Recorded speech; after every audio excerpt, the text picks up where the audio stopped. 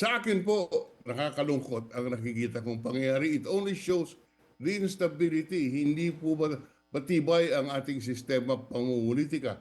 At yun pong kudeta, lalo na ngayon, Corina, 15 lang ang sumusuporta kay Senate President Soto at isa doon sa 15 si Pia Cayetano. Ang nagmamaniobra na magpalit ng leadership, si Alan Peter Cayetano. So, it is logical to conclude na talagang in case magbotohan, 14 lang ang sumusuporta kay Vice President kay Senate President Soto.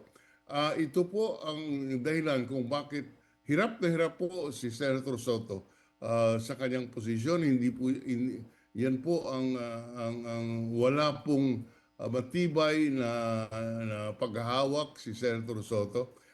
On a daily basis, he must check his back kung kung po ay may suporta pa ng kanyang mga kasamahan.